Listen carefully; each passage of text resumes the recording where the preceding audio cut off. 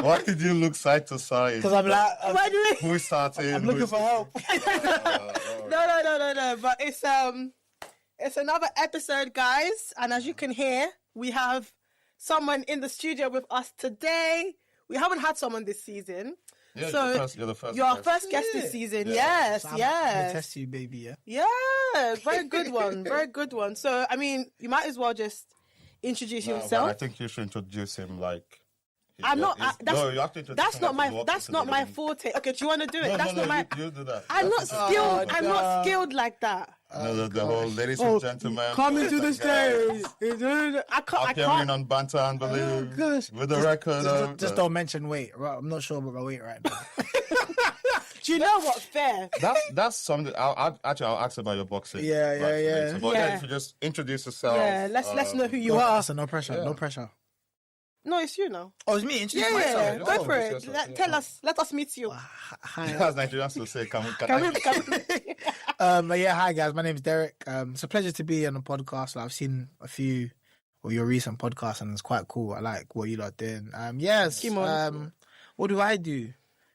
Professional boxer, also a husband of almost 9 years now. Wow. Listen, Del Has it Top's been 2017. Wait, has it- Were you guys 9 years in there? October. Yeah. Yeah. 8 years and a bit. 2017. I can't forget the hashtag. Yeah, father to 2 boys, one who's 5.5, one who's 2, which is crazy. Very energetic but beautiful boys. What else? I work. I work in race equality at the University of Nottingham. So I'm black. Oh. I'm oversee all the black student programs at the University of Nottingham. Also, I'm a pastor as well. And yeah, I think that's me. I love the Power Rangers, and I'm a big wrestling fan. Fair. Oh, how are you feeling about some of the cuts recently in WWE? Do you know what it is? I don't follow it as much as I used to because I feel like the new product is it's hard for me to swallow. But I feel like it's a reflection of just the world today. Everything's it's down to money and business, isn't it? Yeah. So I feel like they kind of gotten used to it since like COVID and whatnot. But yeah, like I feel like it's just sad. All the guys I used to like and stuff are either like retiring or old or passing. So yeah, maybe I'm showing my age a little bit. But I used to be into it back in the day when we had like Stone Cold Steve Austin kind of old and Rey Mysterio and I'd always say like if you can get down to like they come to Nottingham a lot as well. If you can get down to like a live show's good. Just that, like I've even taken Malachi with me a couple of times as well. Yeah, I saw Is it like the motor point? Yeah, the multiple. Yeah. But then taking Malachi is like is like having he will literally ask a question every 2 seconds. Oh. Eddie, what's he doing? What's his move? What's his name? Oh. Why is there no lights on? And it's Malika, like, we're trying to enjoy the show. honestly, we're trying to enjoy it. But yeah, I guess that's me in a nutshell. Yeah. For a pleasure being here. It's a pleasure to have you. Like, so how have you been? What's your week? What did the past week look like for you? The past week. Yeah. I don't life is a life at the moment. Just busy, but good busy. I always say like, you can be bad busy or you can be not busy at all. Like, good busy. Like, what does my week look like on a normal basis? Like, my last week looks a bit different because training wise has been tapered down quite right now, just because I'm got my hands occupied with a lot of things. But like on a normal days, getting the boys ready for school and nursery, School run. forcing them to brush their teeth, like having to tell them 20 times, oh yeah, tidy bath. You know what I'm saying? But that's like a morning. I normally, depends if I'm in the office, I'll work from home, which is quite cool. Also, you're hybrid. Yes, I'm hybrid. That's always good. Which is good. And then in and around that, managing all some of the other stuff that I'm involved in. Yeah, there's never a dull day. But generally good. I can't complain. Like I said, if you're busy and it's a good busy, then it's not bad, isn't it? Yeah. So what about you guys? Yeah, week. Annual leave is coming soon, so I'm looking forward to that. Cool. Trying to round up the project I'm on. So I'm a data engineer, Oh, cool. starting to do more cloud stuff, Cool, yeah. so that I can. Which is big now. Yeah, so it's like that upscaling in hope to get a better job. I've been working in public sector, so NHS, but now I'm in a university. I'm hoping to move soon enough. I should not tell them that because they're the ones giving me all the new skill set I need. Yeah. Let's hope they don't hear this. Yeah, Well, edit that part out. Yeah, I'm just like keep it quiet. But other than that, it's just been work really. I work 2 jobs. Yeah. So I do like security shifts Amazing. here and there. So sleep deprived and Yeah. you know, Bro. But yeah, This life now is a hustle, bro. I feel like so it's impossible to live off just one income in this. like How do you want to do that? it's ridiculous actually. There's Some people are doing that with kids. I'm like, bro. There's some days I sit down and I'll just be laughing to myself like, wow, like, thank God that like you're in Christ now. Because if you weren't in Christ, some things could have been very easy in some previous lifestyles. But like I'm in God now. But yeah, that's it. Man. The other day at work, we're talking about morally grey ways to make money. And this guy told me that there was someone who created an app for married people who wants to cheat. So you go on the app, you register so you can meet other married people. And everyone on the app knows that the other person's married. Yeah, that's the only way it got exposed is because hackers hacked into the app and message all the married people to say, if you don't, give Imagine us money, seeing your married neighbor on there. Wow. If you don't give us your money, we'll basically expose that you're on this app. People gave money, some didn't. They still exposed it anyway. That's how. But would you say that person's doing the Lord's work? Oh, the hacker or the person that created the app? The hacker. I mean, come on. Whoever's created an app for people to come and cheat in peace. No, but if I created an app. But no. Hello. No, it's like Facebook is an app. YouTube is an app. Yes. That is also an app. People do diabolical stuff. Oh, no, absolutely. But that wasn't the intention. But this particular person, their motive, if the intention this person said, look, some of your married people need to come together and fornicate. And that person created an app. No, I created an app to help married people connect so they can learn from each other. To do something else. It's diabolical. No, to meet each other. Wait, no. It's a brilliant idea, though. Like, for married people to meet each other. It's a naughty idea. If I just got married, it's a naughty idea. And I want to get advice from another married man. So you're telling me with your full choice that's right. That'll be my defending court if someone tries to take me to court. Okay, so you're like, married people, we all have different, unique experiences, and we want to come together and we want to share that so we can go take these lessons learned back to our various homes. Yeah, I wouldn't even call that a great way of making money. I'll call that's very dark, and it's like, I can see it though. That's a good idea. Imagine swiping and seeing your boss on there though. No, it's only a good idea because it preys on.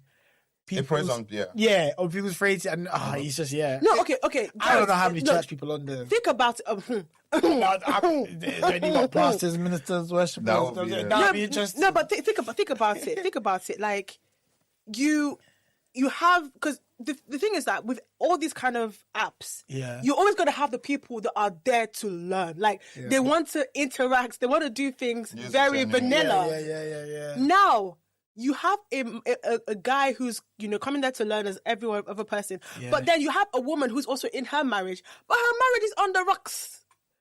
It's on thin ice. And then ask for advice on how to get it from out under the rocks. She's asking for advice from a man who is doing it, who is exactly what she wants her husband to be. No, is she saying that, listen, my husband is a man, you are a man. Give me tips on how to please my own man. And then he's telling you, I am the tip. I am the perfect. Imagine she's saying, he doesn't do this. He's poor with communication, and she's saying, okay, actually, this is what he should be doing. And all of a sudden, you're like, oh wait, so you just know this stuff. I'm having to teach him, perhaps. I think we're reading into it too much. I don't feel on surface level. He just created an app. He's not that. For married people to they can use that app in church. So they want to link people to mentors. So are these married people meeting as? Are they meeting? Is it physical meeting or virtual? That's what I'm saying. Are they meeting as couples? Me and my husband. Oh no! This is like individual. Yeah. Derrick, why am I meeting a married man to go discuss my marriage outside of his wife's presence? He has an insight.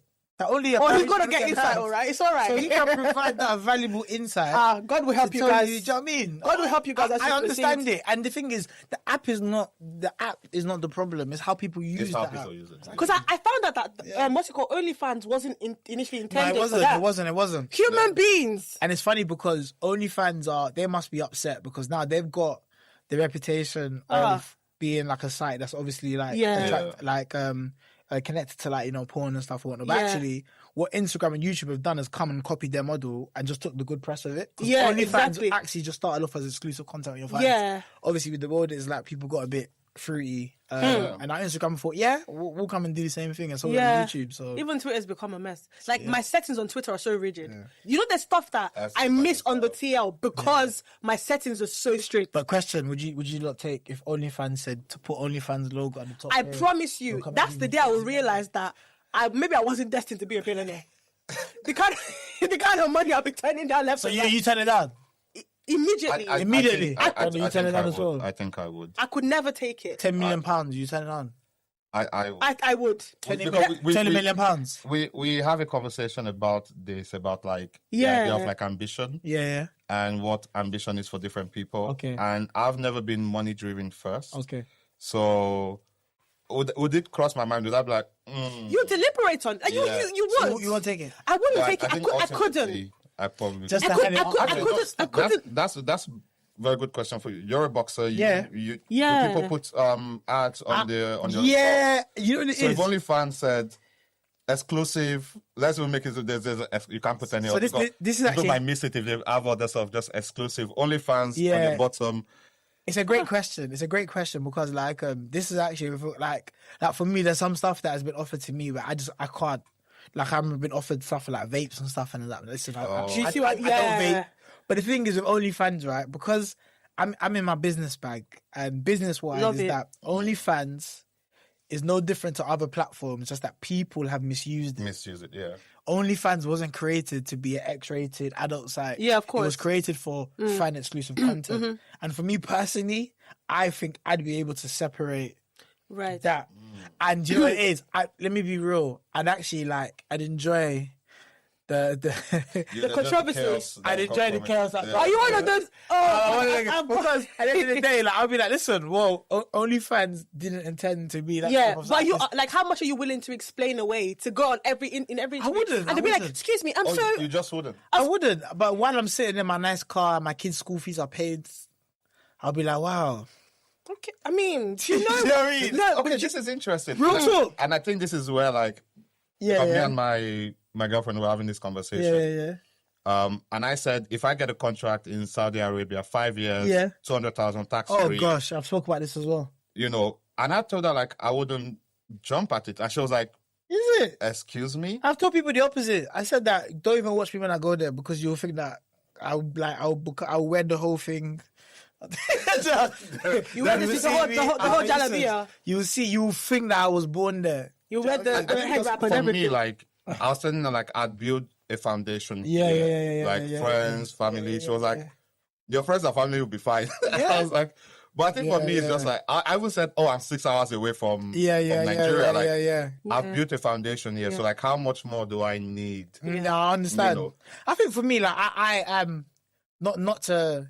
I'm just being honest. Like I think that there is a lot of things we would do and wouldn't do, not based on because of what we want, based on how we think will be perceived. Yeah, and to me, as well. With like, if anyone wants to ask me about, like, I had a friend who's a boxer. I've got a friend who's a boxer, and he had recently a deal with OnlyFans, and he had OnlyFans on his like clothing wear and stuff and his fight gear. And I had people that asked me about it, and I was like, well, OnlyFans wasn't deemed an adult site. That's not. It's like almost like saying, okay, people can be abusive on social media. Does that mean that you won't use it? Exactly. Do you get what I'm saying? Even Twitter is literally. Yeah. There's a level of Twitter that caused me to go put settings on my Twitter because of the content and stuff. And ever since Elon Musk so like for me, I could clearly make those distinctions. And if I'm being real, and maybe it's a testament to like I've done the stuff I've done because I've really not really cared about. And the only thing that would make me that will make me not do that is if God Himself, Holy Spirit, like made it clear to me that there's a conviction. Yeah. If there's no conviction and I'm good, listen, mate, I'd happily go and cash that check. I think it's even more about like because me, I've said this countless on the podcast. It's like I care a lot about what I think about myself.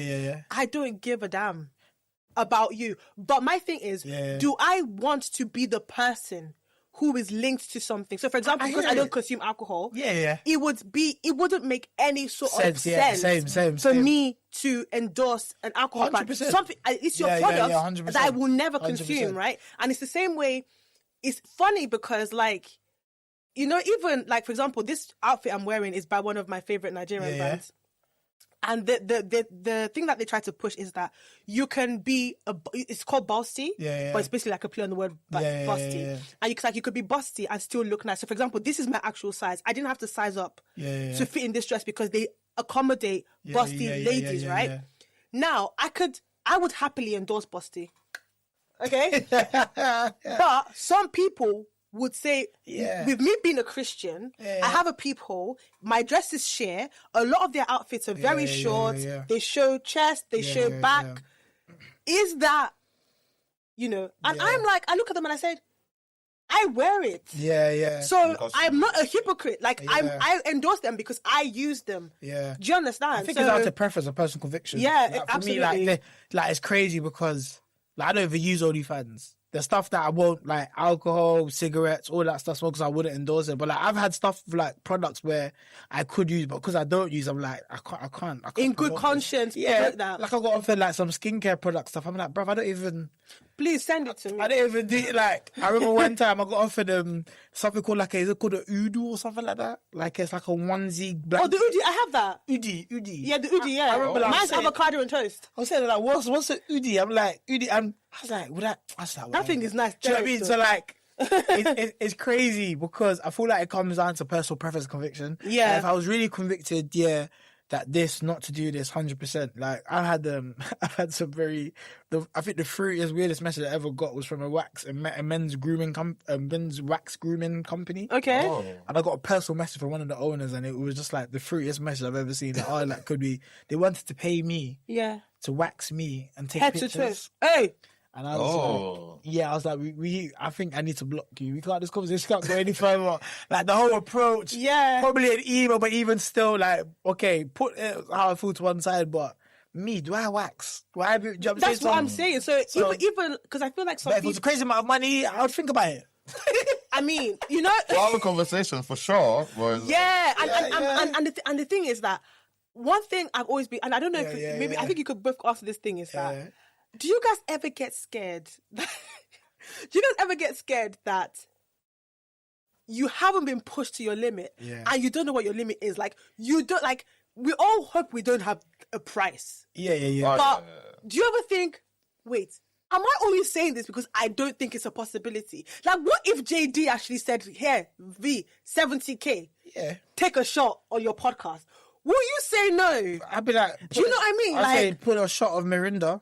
Or orange juice. Do you know what I mean? Like, it's if you want to believe it's alcohol, because there's a podcast though. Sorry to interrupt you. There's a podcast that it's based on drinking it. They're sponsored by an alcohol brand, and one of the co-hosts does not drink. So he so he will pour something into it, but you can't say he's not drinking it. Does that make sense? So it's that kind of thing. But I don't know if I.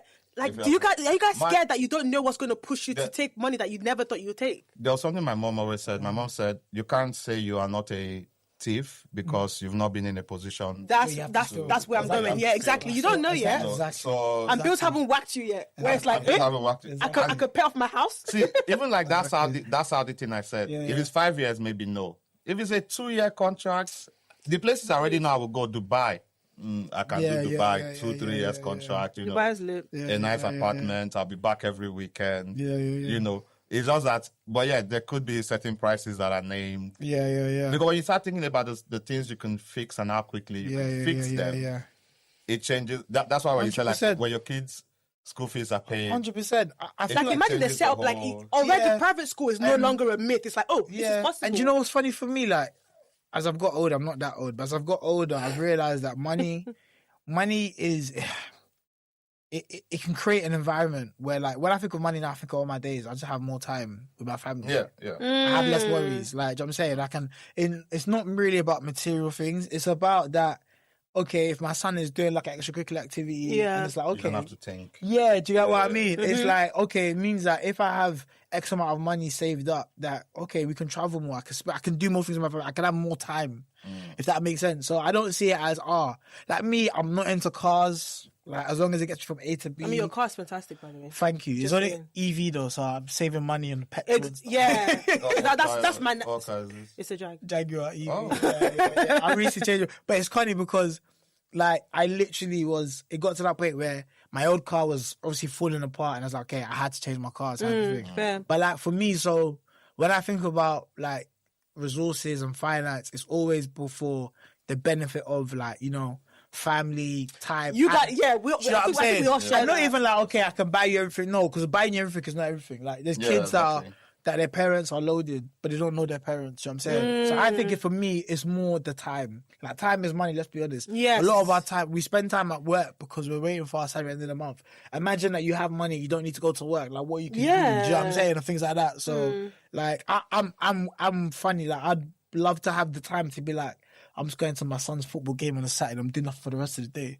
I'm not thinking Do you know about, what do you that know what I'm would saying? do to me? consequences. Oh my Yeah. gosh. Do you know what I'm saying? As someone who likes to couch rot, you're telling me that my bills are paid and I don't have to leave this place? Couch rock, couch. I just stay on the couch all day. I understood that, but why is the rot? Why do you have to rot? Because you're rotting. Because you're supposed to be taking air, vitamin D, Why and then can't- you are why wasting. can't- why can't- Because you're Like wasting away. The rot is a bad, the rot word, like. No, the rot. Couch Because sometimes with the couch rot, it's the state you're in. But you know, if you suffer from rots, it's bad, it's finished, it's spoiled. Exactly. You know But what it's like, okay. That's Let's change that. Let's change that. Okay, Couch, hold I'm saying? on. Rots, yeah. Check some words. couch lounge. Yeah, Yeah, let's couch lounge. You know, So I love that because you know Nigerians were so poetic with like how we say stuff like, you know, okay, somebody wronged you. Oh, my enemies have won today. I'm telling you, I'm saying that. It's so dramatic, the other day poetic. I was talking to sis, and I was like, oh, I think we're going down now. She's like, no. Yeah, no, we're going up. yeah. I said, she said, sis, I said we're going downstairs. Okay, yeah, it's downstairs. She was like, no. Just say we're going down the stairs. Forward ever, backward I ever. said, do you understand? She's talking so she said, no, don't say that. I'm like, No, I hear it. I hear What? It. I hear it. You know when people see twins, it's a very colloquial thing. They say, "Oh, like double trouble." I saw these twins. Like, oh, double trouble. I know double blessing. I said, I felt bad. I was like, oh, there's power in the tongue. where does that saying even come from? I said that. I never said it again. That's just... No, but it does help you question sometimes how it's true. how you say certain things. Like it's true. I don't like. My mom would say one time I was like, because I don't have it anymore. No, I don't have it anymore. I haven't had a flare up in years, but you know I have an inhaler that I use. And I was like, oh, dude, I was like, cause my asthma, man. Mom was like, it's not yours. Don't claim that. It's not for you. I said, okay, what we doing? Like, do you know what I mean? But yeah. No, I like the poeticness. Like I was watching the film one time. What did he say? The guy said, "Oh, God, who have I offended? What have my enemies succeeded to do?" I'm like, bro, he just got hurt. But the way he said it was like, wow. The bad is like, wow, my enemies, the enemies from my father's house. The enemies, I'm like, It's bro. fathers. Yeah. Like, it's never the mother's. I've just realized it's never the mother's house. Yeah, It's always yeah. your father's house, your father's house, Yeah. your father's house. Oh, Yeah, I told my brothers one time, I said, I don't have sisters, right? I was like, I'm actually the dad side of the family for all your kids. Like, you guys, please make sure that your kids like me because I don't want to be that auntie, like, oh, my dad's sister kind of thing. So, yeah. Hello. Hey, just wanted to check in on you. Because I think you all forget that we actually have a segment where we want you guys to, write in, let us know how you're doing, what's up with you. That's right. Big wins, small wins. Big victories, little victories. Forever come on that. But anyway, on a serious note, do please write in, want to hear from you and know how you're doing. Don't worry, we're not here to spread your business online, even though it will be online. Yeah. But Van it's would be anonymous. the one to do that. She's famous now. Oh my gosh. So yeah, bring your dilemmas in. Let's put it on Van's page. She's famous now, so yeah. Yeah, but we have a form in our bio, so click the link in our bio and fill out the form. We won't say your name, especially if you don't want us to. But yeah. No GDPR laws here. Yeah, sorry. All right. Bye, guys. All right. So you mentioned boxer, you mentioned preacher. Obviously, we all met around uni radical youth. Like 100 years ago. 100 years ago, yeah. It was a long time, isn't it? Yeah. That's been Very a while. long time. I want to start with because I have so many questions about the boxing thing. And even what we're saying about like parents and all the likes. Yeah. And I'm even very like, curious how they took that. even your last They never fight, took it. even though you're like, oh, they never took it. No, initially they didn't. Oh, so Yeah. are they more comfortable? Because I remember I messaged your wife once and I was like, because she had posted the video. Yeah. And I was like, how do you watch this? Because even me watching the highlights. You know, I've never been to any of your matches ever. I I'll be screaming, don't touch him, don't do that, don't do it. I can't do it. It's the people that say they're scared to watch it are the most loud. Really? And you can tell because they say the things that like are not the most technical. Like, for instance, you're in a boxing match, right? And it's like, offside, hit him. And it's like, oh, I didn't think about that. The reason that's in this ring. Yeah, you know what I mean? Just to have enough. But no, they're the most passionate. Like, my parents weren't on it at the beginning. I remember, like, don't blame them. They're Nigerian. Me, you want to beat all your sisters? So obviously, when I got into boxing, it was to keep out of trouble. Like, I was getting into trouble a lot at school. I was getting into the odd fight here or there, and it was one of my teachers that recommended it. Like, I always liked sport. Yeah. And they were like, why don't you try boxing? So obviously the concept of telling my dad, I'm already getting in trouble. I've been in trouble for fighting. It's like, you want to go and that's if he said, no, it's in my house. Like, so for like, there was a long period where like my dad wasn't keen on it. So like years later, I just happened to, I knew when I got to uni, I'd take it up properly because I started it when I was in year 11. But around the time when I was getting ready to start competing GCSEs, and my parents weren't having it because I'd be coming back from jobs late and stuff. Yeah. So when I went to uni, I never actually told my dad I was doing boxing again. I literally had my first fight and I just sent him a picture. And he was like, Derrick, when did we discuss that we're doing this again? I said, we didn't discuss anything. Is that considered a late start? See, it depends. I think times have changed because I feel like the whole, especially on this side of the world, the whole you kid prodigy thing, I think is done because what happens is that in a sport like boxing, a lot of the ones I know who started young fell off by the time they got to like maybe 17, 18 because they've started living an adult life and not being able to be a kid. Do you know what I'm saying? You can imagine like when you're 12, 13 and you're having to make weight for a fight and you can't have certain snacks and stuff. Do you know what I'm saying? Or like your friends are out playing but you're training. Do you know what I mean? So I feel like that whole thing of starting early, especially in a sport like boxing, I feel like you need to have the level of maturity to be able to do some elements in the sport. So I think at the time when I started when I was 15, when I started competing probably when I was 19, I think at that time it was okay. I'm at an age where I understand what's required. I can also apply myself to this quite differently. So long story short, like ever since I remember my dad came to one of my first amateur fights, and then I remember like when I told him, he was like, I was like, yeah, come along. He was like, excuse me. He was like, Derrick, you know, I don't like this boxing, but I'll come. And he stood there like throughout the whole fight, just like with the stoniest face on, like even when I won, you wouldn't even think I won, but since then, like they've become super supportive. Like my dad is like a coach. Like before my fight, he'd call me, hey, just relax, listen to your coach, like use your jab. I'm like, oh, swear. Is it? Yeah. My mum is the loudest. Like I could hear my mum when I'm in the ring. Oh, so you can. Yeah. Oh. One of my fights, my mum, like she started rolling. I'm just like, oh my god. You know what I mean? Bro, is this after you won? Like wanting to thank God. She won, bro. Oh god. Yeah. It was at the O2 Indigo where I think a lot of events has happened at that place. It's probably not the floor you want to roll on. Yeah, I was going to say. You know what I mean? But just to go to say that now, the family are super supportive. It's funny, I was away with my brother a few weeks ago and he was even telling the story to one of his friends or how my dad rang him and said, like, he was ringing my brother to try to talk me out of it. My brother was basically like, no, to my dad, yeah, let him do it. And then he called me. I remember the phone call, but I didn't know why he had called me. He was like, this boxing, you don't mess it up, like, just make sure when you're doing it, make sure everything else is in order. Like, let's get in order. But up until that point, everyone's been cool. Like, I feel like even Topper's probably like she's like a little pundit. Like she will after my fights, like break it down. Like, no, I watched the fight before and he wasn't using his jab, he wasn't moving. I'm like, oh, who are you? Sounded like some commentator. So I think with anything, like you will have like your friends and family that you care about. Regardless of what they do, you become plugged in to what they do. Oh yeah, you know what I mean, so yeah. I mean, whilst this pod was going on, like I got a message from somebody that was like, "Oh, I'm very worried about you guys. Some of the topics you guys touch on." Is it? Van touched on a few topics like in the last episode that people. Yeah, and it's like because I'm like actually you're a pastor. We'll ask you about this. Because we talk about everything on the pod, because one of the things that we do on this podcast is like these are literally conversations that we have. And we have it in such a raw and unfiltered way, and it's also the way that other people speak about it. The only difference is they choose to not speak about it 100%. Publicly. They completely agree with us. But I think that, and that's why I wanted to ask you, like with the older generation, where would you say that your family came around? Because especially because, Yeah. let me say it like this: you have a degree. Yeah.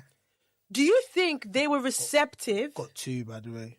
Oh, yeah, it's true. Okay, of course. I can see why they accepted it now. Just to add it. There. Exactly, 2 degrees, right? I can see why it's not. I thought they're like, do all the boxing you want. Yeah, Exactly. yeah. Do you think that you staying with your education and going all the way kind of helped cushion them accepting your boxing career? To a certain extent, I think for me, like, it's funny because even when I was in school, I remember like I never really, I didn't love school. I didn't love education, but I wasn't bad at it. That's the problem. Like, I felt like if I loved education, I probably would have pushed myself a lot more. And this is coming from someone that's got a degree and a master's, which to the average person, it sounds like, oh, you must be academic. You've done GC, you've done A-levels, but I just got by because it was like, let me do this so I can go and do what else I want to do. It's like, when I was in school, it was, finish this maths test so I can do PE and go and play. Do you know what I mean? Yeah. So even like throughout uni, I would be in the library writing my assignments and I'm watching boxing and I'm just thinking, oh man, I can't be bothered with this. Yeah, so like, this for is me, what I it wanna was do. like,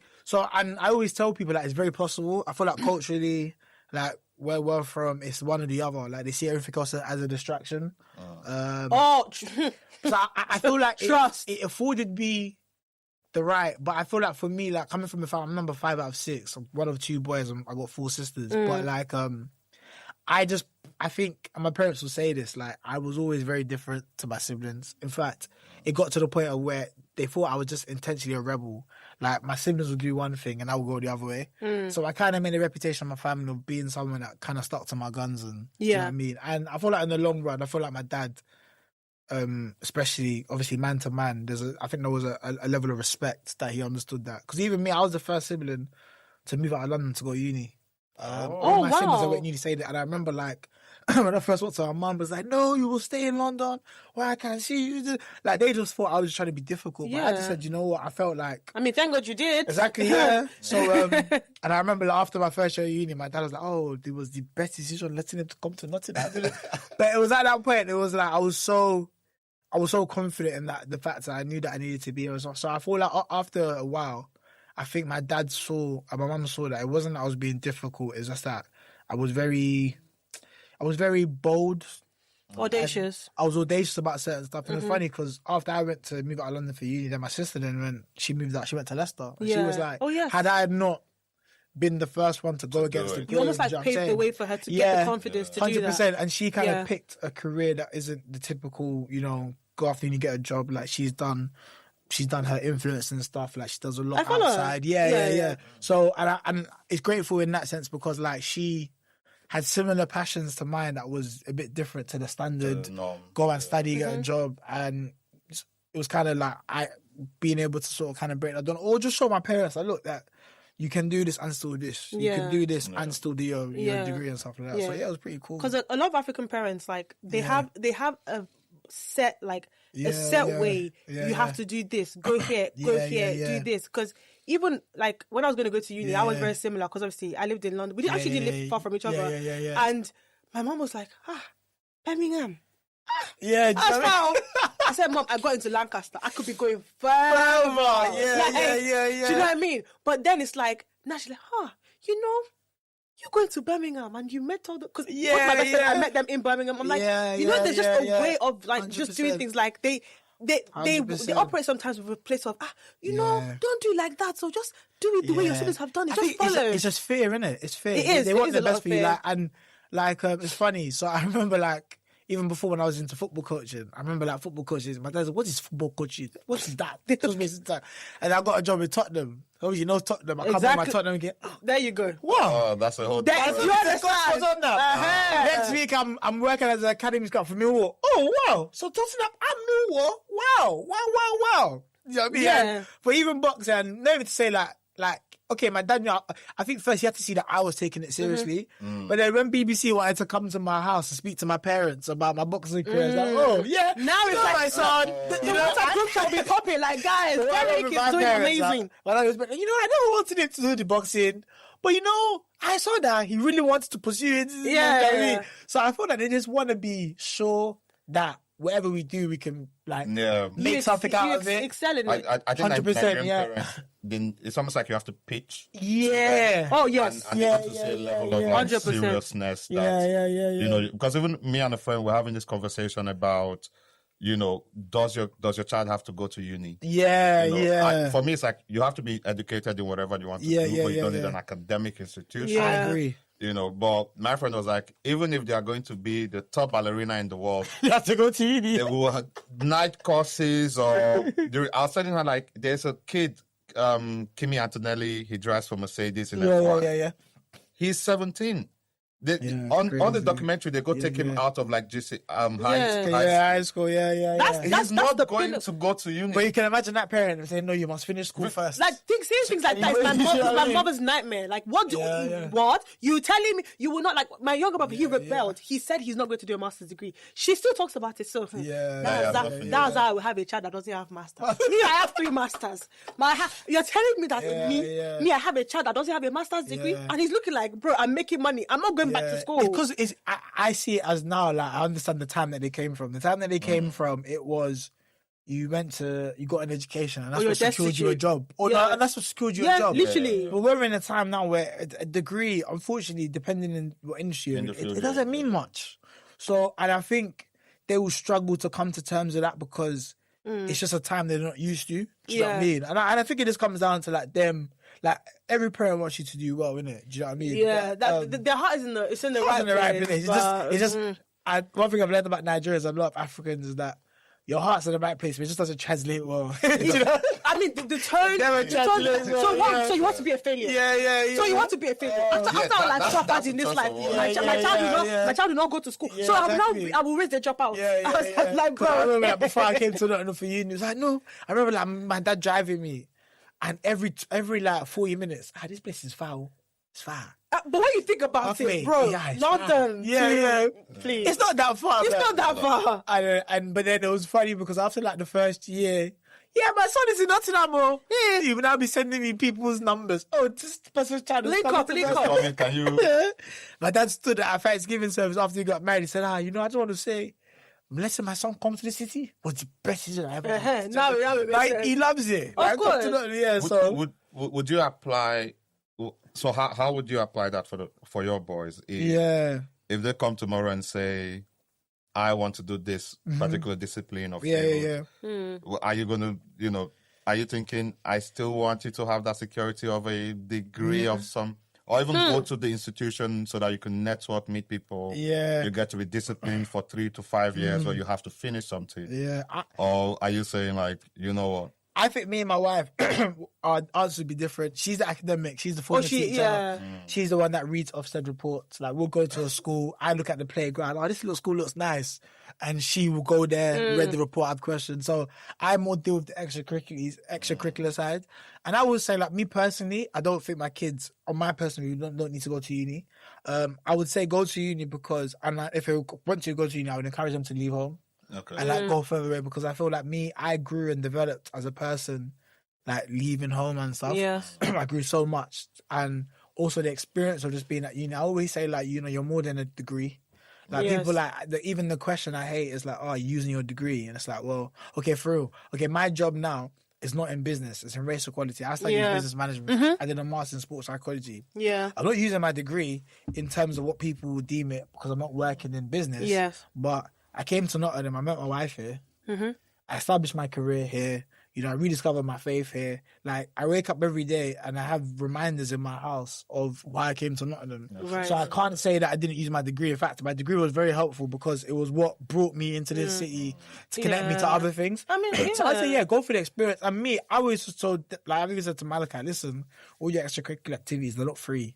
The day that you say that you want to stop, just tell me so I can stop the direct debit. I won't be upset. Do you know what I'm Yes, saying? because I won't be all the upset. swimming, the drumming, Listen, the I won't- gymnastics, Yeah. it's not free. I can't be that parent. Like even with boxing, Malachi's picked up boxing, and I don't teach him anything. He's come to the gym with me, and he's a very visual learner. Like he copies what he sees. People ask me all the time, would you want him to go into boxing? Would you coach him? I said I wouldn't because I feel like I've seen a lot of parents that are like people that are in music and their parents, their manager and stuff like that. I feel like it blurs a light. It I feel does. like you should enjoy me being your dad and not enjoy. I mean, you know what I'm saying? You So, can, you can provide guidance, but don't be too involved because you're going to make decisions from an emotional standpoint as well with a lot of these things. Yeah, so when I go to his football, and this is someone who was a football coach for like 12, 13 years, I sit there, I don't say nothing. I have like a little garden chair that I put on the side and I just sit down. All the other parents would be, but for me, it's like, no. That's your son. Yeah, enjoy it. Yeah. Enjoy it. It's not because, and I think more so it's crazy because I think the least I am like Coach Dad, I think the more he just loves it and wants to be, you know what I mean? So yeah, I'm a bit different on that. I'll let them like kind of work out what they want to do. Just as long as if I'm paying for it and you want to stop, don't say that you want to keep going because of I want to make Daddy happy. No, Daddy wants relief. Daddy wants relief from that. Everything now is direct debit. You know what I'm saying? Yeah. So, you know, I'm quite curious though because now you're a parent. You know, some of us. We have no. I feel like a young dad though. We're like not a teenage dad. You are young. You are young. I'm a teenage dad. Like, yeah, I mean, to be look, my friends tell me they're pregnant, and I'm not joking. My first reaction is, oh my god, and I'm like, wait, you're married. You're in your 30s. Why am I? I'm like, oh my god, it's someone still actually very relies on me to survive. to survive. But you know, like you mentioned, because obviously you being a parent, you said, oh, you know, he because I know he drums as well. Yeah, he does like boxing and stuff. Yeah. So. Is there anything that either of them could come and say, Daddy, I want to do this? And you're like, I dare you. Go and try it. Not under my roof. Not in my household. Is there anything that they could come to you and you're like, nah, you're not doing that? Like you would go into Nigerian dad mode. Like, no, not in my household. I don't think I've crossed that bridge yet, but I've definitely entered Nigerian dad mode a few times. Like, I'm trying to meet my wife trying to do this gentle parenting thing. You know? Oh, dear. Countdowns and face the wall like 5, 4, like go and face the wall. And but then sometimes I'm just like you come out with the thing on your person. Am I your mates? Oh, we don't live in the house. And now even as for a joke, I just like to say the one-liners that my parents said to me. I just want to see how it feels. Like and Malika, I remember Malika was like 3 years old. I said, come. My 5 fingers, I did the same. He said, Daddy, what are you talking about? I said, don't worry about it. I'm just testing it out. But I feel like it's hard to say without like crossing that bridge yet. Yeah. I feel like if, as a parent, I won't lie, like we sometimes, okay, even before you become a parent, I'll be like this, I'll be like that. My mum did this, I won't do that. And I feel like we give ourselves maybe too much credit or what we think we will be. And so it's hard for me to say without facing the situation, but like I'm trying to think of the most like crazy thing. Like if my son said to me, I want to do this, would I be like, I don't know, you know. I'm not sure. I think the only thing, if my son said he wanted to take boxing seriously, I think I would like, okay, you want to take it seriously? I'll take him to some of the hardest gyms. I'll take him to like the hardest coaches. And you'll be like, Daddy, please, I'm not doing it. At the end of 2 weeks, if he wants to do it, then you know. You take him to Dagestan. I'll take him to some hard places. You know what I mean? I want to see if you've got the goods. Please, you know please. 100%. I'm like, so you want to be a boxer? Yeah. All right, we're going to find out. Then in 2 weeks, if you survive, then it's fine. Yeah. And I'm the final level. You fight me at the end. Just give him one knockout punch. Do you think you both will be in the same weight class by the time he grows up? I think he'll be a lot taller than me. You know. Oh. Yeah. He's tall for his age, and he's got like my mom's side of the family are all 6 foot plus. Like, Same. And my dad's side are very average height. Unfortunately, I took my dad's side height. Not unfortunately, but you know, I'm just under 6 foot. So, but I think he would probably take my mum's side height, and they're just all skyscrapers, like trees, man. All of them. Yeah. But you know, I'm always quite curious with parents like who are like my age because obviously we had like similar upbringings. Yeah. Do you ever get scared that you're going to overcorrect? So like. Yeah, because like, you know, there's a way that we were brought up that you're like, I would never. And do you get scared that you're going to go in the complete opposite direction that's going to do just as much damage? I feel like being a parent, especially how we grew up, you have to consciously unsubscribe from a lot of what we learned unconsciously. Like for instance, I remember like, okay, so very recently, Malachi, he broke something in my car. And like the whole Nigerian dad came out. Do you know how hard I walked to buy this car? Do you get? But then, and I remember one of my friends told me something, and I was getting really annoyed, and I was like, "Oh my days, no! This is what our parents did." But actually, like we sometimes like told our kids out of anger. Do you know what I mean? Yeah. Even though what they did, and my friend said this to me. His mom said that, He said that you can't get angry at kids for doing kid things. Do you know what I'm Yeah, saying? even It's this guy said that Yeah. you can't punish a child for what you haven't taught them to do. Yeah. And even that one, me and my missus, like, I remember we clashed heads on that one because it was like, I think like Malachi had drawn the wall. Right. And I was like, but we didn't teach him not to draw the wall. I'm like, do you have to teach someone not to draw the wall? Yes. Like, you should just know. But in hindsight, it's like He's a kid. How he's a kid. How would you know that this is Yeah. not the same as the paper that you give him? Yeah, exactly. Yeah. So I think, like you have to really choose to unsubscribe from a lot of the ways that we were like, for me, like trying to make them comfortable with being able to ask why.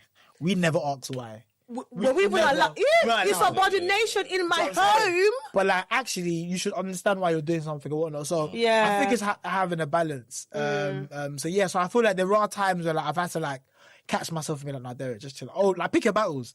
Like they'll take a box of Rice Krispies just everywhere. And I'm like, I'm just like, do you know what? That's the day you learn not to do that. Yeah, it's not. Yeah, it's not worth it. It's not worth it. So, because if otherwise you just be every day, hey, come back, get down, and it's tiring. And you've got bigger fish to fry. Yeah. Like, imagine you have a stressful day at work. And you're coming home and you're shouting over Rice Krispies. Honestly, sometimes you have to let them be kids, but there's times I've even like, oh man, like I'm impressed by how good they are when doing bad stuff. So like. We hid the sweets on top of the fridge one time. Like, we have quite a tall fridge. Malachi was only like 2 at the time. I don't know how he's done it, but he's walked to the living room and he's got like a handful of Haribo straws and he's giggling like. And I looked at him like, wow, this is impressive. So what I did, I couldn't tell him off because I was impressed. I'm thinking, how did you get up there? So what I did, I took half the straw. I'm like, you can't have all of them, but I gave him some. Like, yeah, you deserve this. Yeah. Like, well done. Like, Do you know what? Yeah. This is your reward. Figuring it out. Because I went to the kitchen. I stood there. I said, how did you get up there? No. And I was like, you will be shocked. Like I've seen because my friend has 3 boys. Yeah. And sometimes, we're in the kitchen. We're all there. Yeah. The next minute, Jesse is on the cabinet. Uncle, Yeah. there was no step. Yeah. You're 3. How did you get up there? And I'm like, and you just should be like, so your father will be fine. I'm like, no, she's like, watch, leave him. He knows what he's. I'm like, how are you? But they're very very 100%. smart, and because kids don't understand fear, that doesn't come from human beings. Yeah. You know, and even when they understand fear, it's more like they know you're going to shout at them, but they don't see anything as something they can't do. It's when you start to get older that you're like, oh, this thing looks tall. It's almost like, no, the sweet I want is over there. Let me go get my sweet. Because we actually teach them fear. We do. Teach them how to be scared of stuff. We do. I feel like, it's funny, man. Like, for sometimes me and Tope, we just laugh at ourselves because we have to be in character as parent mode. But we're laughing. It's like... like you put on the character of parent. It's like, yo, put that down. And then the way they was in, like, I remember... Malachi dropped all these Lego on the floor, and it's like a big bag of Lego, massive bag. I was like, pull it back. And he's putting the Lego, and he's like, Daddy, I need help. I can't do it myself. It's the way he said it, I started laughing. But it's like, I'm in parent mode. Yeah, but your head like, oh my God, bro. I'm there laughing. I'm like, no, Malachi, you have to put it away. And then me and someone else laughing. We're like, no, you talk to me. So actually, like, there's some fun parts of parent where, trust me, sometimes, like, one of my friends' brother told me that, don't take yourself too seriously as parents. Do you know what I mean? Sometimes I feel like a kid. I feel like a big kid with kids in it. Do you know what I mean? Yeah, but you never truly feel like you are. Oh, like I still feel exactly how I felt when I was in uni. 100%. The only thing is I look in the mirror and I look slightly different and I have responsibilities. But I'm like, wait, excuse me, I was just going lectures last year. What do you mean I'm doing this? But it's very interesting. I heard my look at when he was a baby and I said, listen. So mommy and daddy we're not experienced at this. If I mess you up, I'm sorry. We'll get around the next one. Oh, no. You walked so your brother can run or your sister can run. That's already a Nigerian. Do you know what I mean? That's it. Yeah. Is there anything you are excited, or what are you most excited about when it comes to like the raising your boys, your kids? Everyone always talks about when you're being a parent, like enjoying when they're young and stuff, and you're gonna miss it when they're cute.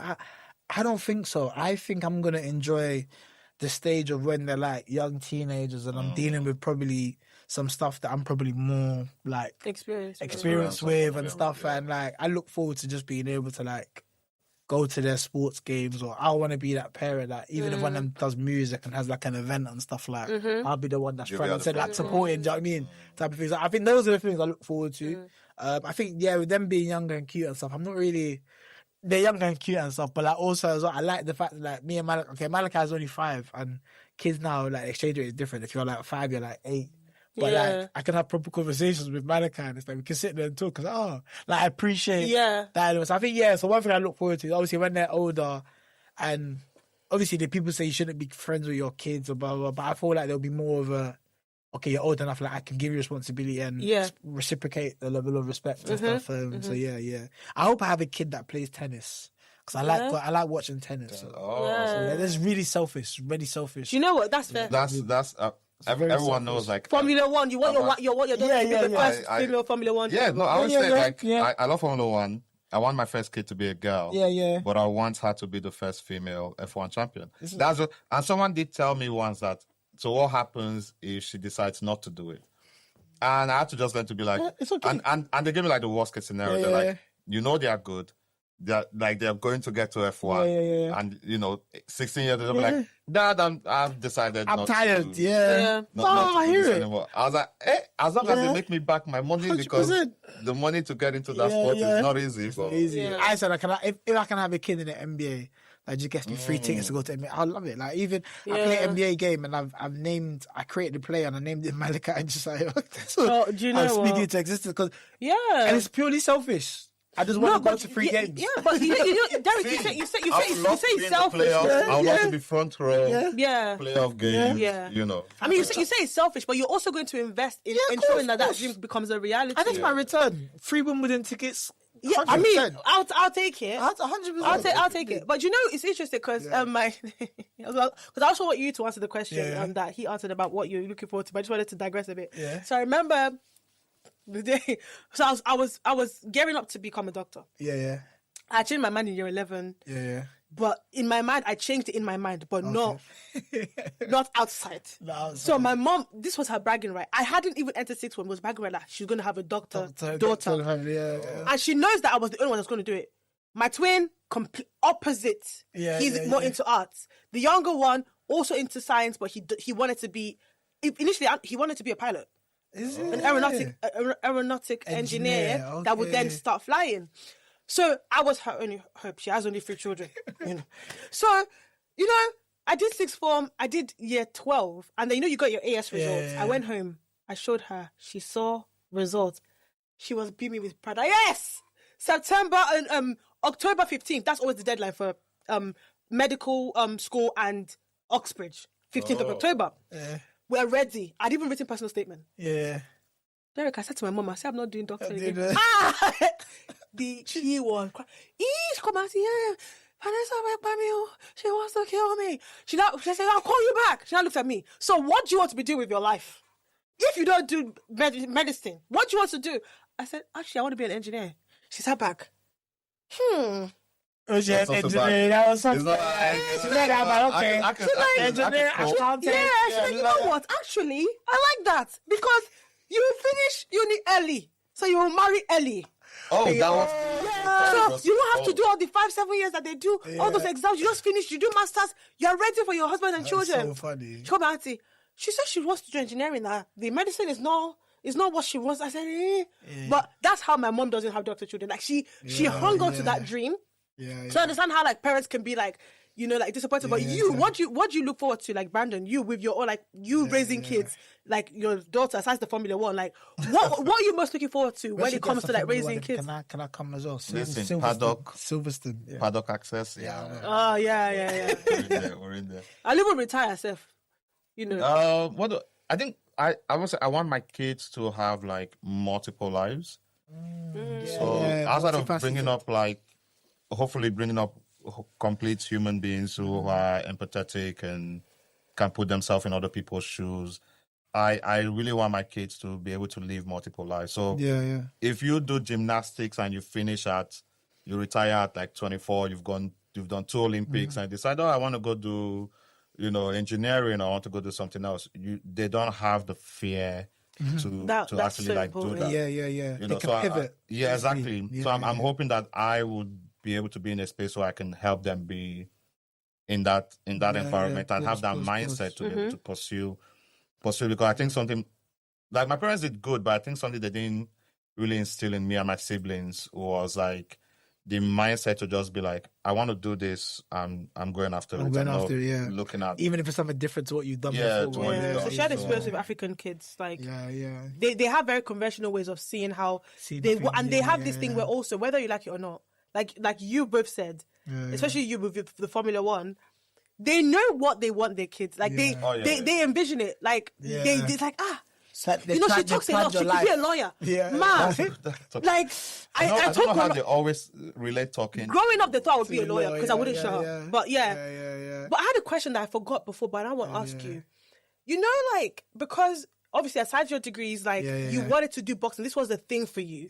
How did it feel seeing your parents and your family ringside at your, like, the first time they saw you? Like, how did that make you feel? Especially when they saw you win as well. How did you feel? That's a great question. I've never actually thought about that. Because for me, like, it's going to sound interesting, but like, when you know God's hand is upon something, you're never surprised about the outcome of people coming around to like something they didn't like at the beginning. Because I'm like, really and truthfully, like, if at the time I was so certain that God was calling me to this, so it wasn't like ever a thing of, you know, you guys will catch up. Yeah, do you get what I'm saying? It was like that. So that's a good question. I've never really thought about it, but no, it does feel like it feels really. It's a warm feeling. Like it's super supportive. Like my dad, like I remember after one of my last fights, he said, Derrick, when you hit it like that, I could have flown to the sky. I could have just started flying. Like, and there's obviously someone that was like so scared to, like, you know, watch boxing. I remember like years. I think I'm like my third or fourth pro fight. And I was in London. So what I did, if I fight in London, normally I'd rather just stop at my parents' house because going to the hotel is a bit long. Hotels get really boring. So I remember like I was getting ready to go in the shower. And obviously I'm like got down to my fight weight. So I'm like lean shape. And my mum's like, obviously, hi Derrick, you're not eating. And then my dad's saying, like, no, this is muscle. Well done, my boy. This is good, you know what I mean? Yeah. So that's like, I'll come out of a fight. Mom's like, you're sweating. And it's like, yeah. That's kind of what happens. You know what I mean? But no, it's really cool, man. It's really, they're super supportive in that regards and stuff and whatnot. So yeah, that's man, it's been really cool. Man. It's been like a full circle. But like I said, your question's a good one. I've never really considered it from that because my thing was, I think I was blindly stubborn. Blindly stubborn in the sense of where when I was certain that God had blessed something and I wanted to go and do it, I wasn't really bothered about what was around me. Yeah. And it's like, well, you lot will follow eventually. If you don't, well, it's all right. Sometimes it's the best way to be because 100%. A lot of times we don't realise that, especially because of the weight of the people saying it. If the doubt is being fed by your parent, by your spouse, it holds a lot more water. 100%. Do you know what I mean? So sometimes it's just ideal that you just 100%. Yeah. I'd always say like it's not. God wouldn't be able to let us exercise our faith if there weren't opportunities where we have to rely on our faith. Yeah. Because, in that time, it's like, people that I trust, who I love, who actually I trust spiritually as well, are like the same pastors that would ask me, this boxing thing, is it really serious? Why don't you just quit and do ministry full time? Are the same pastors that sat ringside wearing Derrick Osaze t-shirt. Do you know what I'm saying? The same ones that will name drop you. So, I don't hold anything against them, but it's like everyone's always meant to see what you see. Yeah. Because if that was the case, faith wouldn't be needed. You would just go based off what others' approval. I quite liked it. I always enjoyed being, if everyone's going that side, I'm always curious that, but what's on that side? Why is everyone going there? Yeah. I always said like your vision is the loneliest place. 100%. Because they won't get it. Yeah, because no one else 100% will see it. And I think you're not really meant to. I think like if you understood everything in the beginning, then I don't know if there will be situations where God is not able to really like get out of what He needs to get out of us to positively affect our character. Yeah. So yeah, man. So. Yeah, interesting. I don't understand what's going on, guys. Why haven't you subscribed? Why haven't you subscribed to our channel? Me, I'm tired of... Everybody does this. I'm tired of... Everybody does this. Guys, subscribe. I'm tired of begging you guys. I don't understand what else you guys want. We give you guys every week. No, seriously, sometimes... No, they can actually tell us that we missed a few weeks. But guess what? Sometimes you guys wait for your faves for 2-3 months and they won't even tell you what's going on. They won't even give you content in the interim. We give them content in the interim. That's your business, guys. See, subscribe. actually, to be honest, you're making it feel like we're kind of making We're looking like begs, and that's not my brand. Subscribe. That's not my brand. You don't have to subscribe. Just press the subscribe and be like, okay, you know what. Guys, can I re-emphasize that this is free of charge? It doesn't cost you anything. 2 seconds, pam, and we're done. So please go press, as we're talking now, press the button. Thank you, because I'm putting in all this effort. Look at my wig, look at my skirts. People are stressing me. Oh, please, we have milestones to reach, so please go and subscribe and click the notification button as well. That's okay. Subscribe. Let's not do too much. Subscribe. Thank you. I'm real. I'll just say do what I do. Subscribe. Yeah. Just subscribe. Just watch something once and I'll put a comment. Exactly, and that's it. That's all we're asking for. So let's get back to the episode, and we'll see you guys in a bit. All right. So you called boxing a calling. Yeah. And you introduce yourself, and they introduce you in the ring as a punching preacher. Yeah, which is a funny one actually. I love it. Yeah, which like I hated it at first. Really? Is it? But before I get to the preaching part, I was even going to ask, because I don't know how fighters are you guys doing. Yeah. And like the pain tolerance. Mm-hmm. How was that like the first hit? And even you hitting someone else. Because I know boxers, you guys call it a craft, it's an art, there's an art. Also MMA fighters, you all love saying, it's an art form, the technique. Martial art. But I'm thinking like, hold on, the pain and you inflicting pain, but also you're a pastor as well. So it's like you are consciously, willingly, because you guys knock people out. I think you have like 3 knockouts. Like, so you've had to hurt people. Even I had a commentator saying like your style in that competition. They were like, he's old school. He gets in there. He's tricky. I'm thinking, okay, that's well, So what's the mindset behind that? Like hitting, getting hit. You know, this is like probably the easiest question to answer because I've had it so much. And for me, it's like I always say, I'm no different to a boxer who's an accountant. No, sorry, I'm no different to a pastor who's an accountant, or a pastor who is a doctor, or a pastor who is an electrician. I'm just a pastor who's a boxer, innit? So like, how do I differentiate the two? So boxing's a martial art. The aim of a contest is to score as many scoring shots in comparison to my opponent. So contrary to popular belief on what some professionals may say to sell fights about, I'm going to kill you, I'm going to hit you, I'm going to destroy you. No one really wants any other boxer to sustain life-threatening injury. So your aim is not really to hurt them. Your aim is just to land more cleaner shots. So like, so I think that's differentiation. Like I've had sparring sessions and stuff, and I'm like, you don't box like a pastor. I'm like, how does a pastor meant to box? Do you know what I'm saying? Jesus loves you. Jesus loves you. Yeah. I'll pray for you. I'll pray for myself and my opponent before the fight. I'll pray after the fight. But when the bell goes, listen, I'm fully active. So, your burn is mine. So I feel like also in terms of pain, like you don't really feel nothing when you're fighting.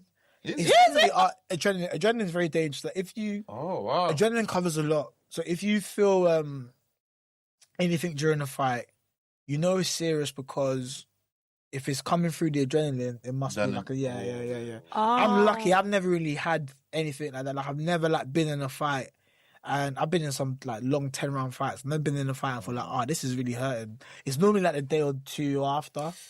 But so adrenaline is quite dangerous, and it's funny because like years ago when people used to say you don't look like a boxer, you'd think that that's like a dig, but it's not. It's the biggest compliment because. You're like, not. It's very easy to look like. There's some guys that look like what they've been through. Yeah, I don't know like what I've been through. Like, so yeah, but no one punches that you go Oh no, it's normally like a day or two after. You're like, ooh, and it's crazy because even when you're training for a fight, you're in camp. Yeah, it's like if I have to create an analogy, it's like putting your body on mute. It's like leg day. You don't feel like 2 days later when you can't walk. Whatever pain or aches you feel, because you're just so focused on the fight. Like, even questions like, do boxers go into a fight 100% fit? No. Like, you have to see like a doctor before you fight, like to pass your medical and stuff. And they always ask you, are you fitting well? And as I answer, sometimes I'm laughing. I'm like, I said, yeah, I'm fitting well. But I'm like, oh no, I can't tell him that I did this to my ear a few years ago. I can't tell him that. I remember I went to a fight when I did boxer. I'd broken my toe and perforated my eardrum. And then the day before the fight, I was literally had rub and hot water trying to steam my face because I was coughing. Where's your wife in all of this? She wasn't even there. Like, it's funny because the day before the fight, my mum was like, I'm there like coughing and sneezing like with like rub. And I was like, you're not fighting. I said, listen, if I go there in one leg, I'm fighting. Do you know how hard I've trained? So like your body's on mute because you're so focused about what you're focused on. The day after a fight, that's how you would know that, oh, my arm is aching. Like, that arm has been probably aching for 5 weeks, but you didn't notice. Yeah. You're in that mindset. It is crazy though. Like, I've been in the ring and like knowing that I've injured something, and it's like you don't even like, I hurt one leg, I use the other one. Do you know what I mean? It's a crazy mindset that your mind that you actually have to be comfortable being uncomfortable in the ring. Like in my last fight, the guy kept get coming in his head, and this was the first time that I sustained a cut, and the blood was pouring in my eye. And it was like my Rocky moment because like. I'm like, I can barely see. It's like the last round. The ref seen that it's the head, like it's the head button. It's like you have to finish the fight, and I'm just like my Rocky moment. It was like kind of funny. Like, also this is how it feels. Like when Rocky's in the last thing, and they can't see nothing. Yeah. But then they never like even at that. Like you don't. Pain is like the last thing in your mind. Like if you do feel any pain during the fight, then there must be something serious. But even at that, like it's a sport. You just have to. The saying is, bite down on your gums and just get through it. Oh my god! Speaking about that last fight, if I'm not mistaken, is that because I saw a lot of commentators were talking about this, and I'm just saying, like mentally, how do you deal with a loss where it's not just you saying it, but it's like everyone is like, hold on, that's not. This is the correct decision. Yeah, that's not the correct. The call there. Yeah, I think for me, it's like I made a decision to myself a long time ago, and it's just in life. Like you can waste energy focusing on things you have no control over. True. Yeah. So it's like, okay, everyone and obviously I know I won the fight. Like everyone was. I feel like people are more angry and upset than me, but they only displayed their anger and upset more than me. Like obviously I'm angry and I'm upset, but it's like me showing that I was not going to do nothing. Like and obviously it was quite big. Like it was viral. Like we had.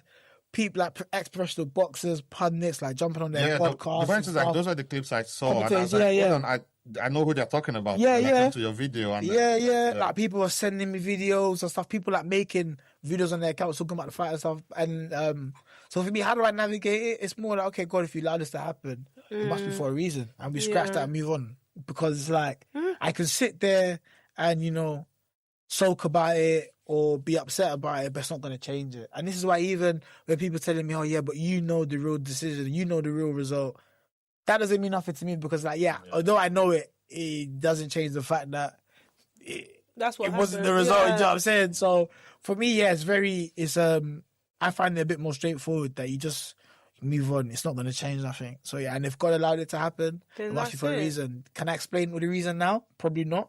Years from now, who knows? You might come and ask me again. I'm like, okay, I see why. Yeah. So, but that's just the nature of the beast. Boxing is a very, very political sport. It's a sport that so many factors dictate what happens inside the ring. Yeah, that's got nothing to do with your ability. Do you know what I mean? It comes down to what area you're from, how many tickets you sell, how many followers you have, and all that stuff. So, but that's just the nature of the world that we're in right now. Do you know what I mean? So Okay. So you came uni. Yeah. You said, okay, I have a chance to take my boxing seriously. I'm going to do school seriously enough.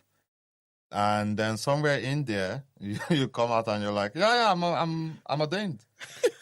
I'm a pastor. We're both in that was very interesting. Yeah. You know what? I have a theory. Tope, my wife, her mum's a pastor, right? Mm-hmm. Oh. And I feel like I'm sure my mum or my dad didn't pray for me to be a pastor. But if God knew from the day that we were born that we were going to be husband and wife, I think Tope's mum's prayers made me a pastor. She probably said that anyone that marries my daughter has to be a pastor. It's because even the first day I met my wife's mum, she had like a prophetic look in her eye, like, okay, he's here now. Do you know what I'm saying? It was like, oh yeah, man, it was funny because when I first came to uni, right, in my first year, I remember, like, obviously you come to uni, find the church. I remember, like, I had a friend from back home who lived in my accommodation. I was like, yeah, go to this church. For the 3 weeks I went to that church, asked me what the pastor said, I couldn't tell you. Ask me who the pastors, what the pastor, I couldn't tell you. But it was go church, tick a box. So I remember like somebody asked me a question that messed me up. They were like, oh, why'd you go to church? And I was like, oh yeah, because we meant to do on a Sunday, you go to church. But then I got home and I brushed it off, and then I got home and I was like, and that question was eating at me. He was like, why do I go to church? Like, and up to that point, all I could say was, yeah, it's what we do on a Sunday. Yeah. And I'm the type of person that I need to fully understand what I'm doing. I need to be justified in what I'm doing. So I couldn't answer that question. So I didn't go to church for like 2 years. Oh. Yeah, throughout my rest of first year and second year. Yeah. And it was like, I couldn't answer that question. So it was in my final year.